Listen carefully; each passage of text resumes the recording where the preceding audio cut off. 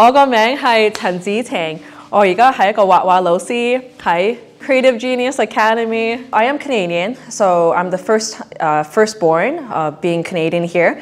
My parents are immigrants from China. My parents don't speak English, it's not their first language. So when it comes to English, usually at school they put me in a special education class or ESL. They're like, oh my God, Asian girl, she doesn't seem to understand what's happening, and I couldn't communicate very well.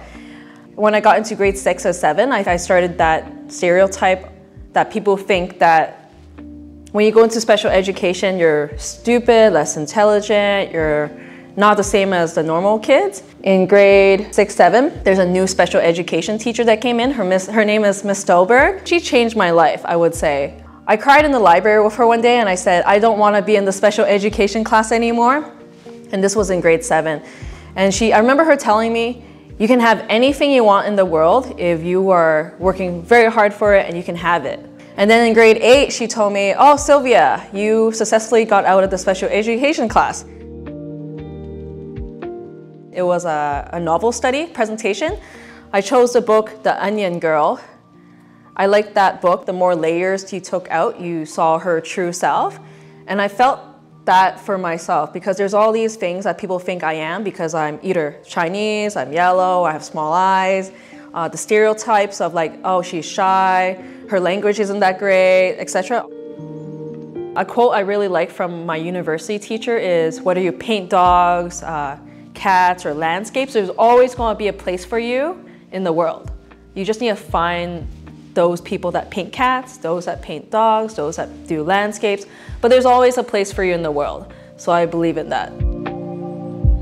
Because I was classically trained as in art as a kid, like very detailed. I feel like it's very like Chinese, like very traditional, etc.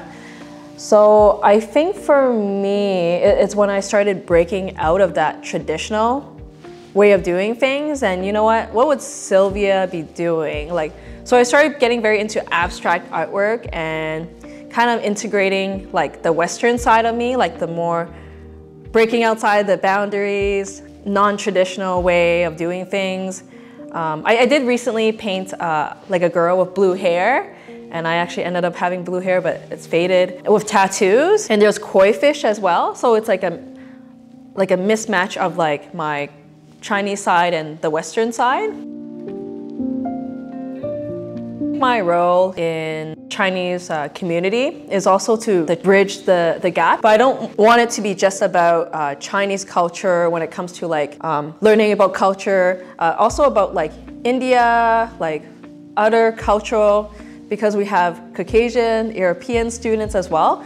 So just everyone learning about each other's, just to make it more inclusive for whoever walks through the door.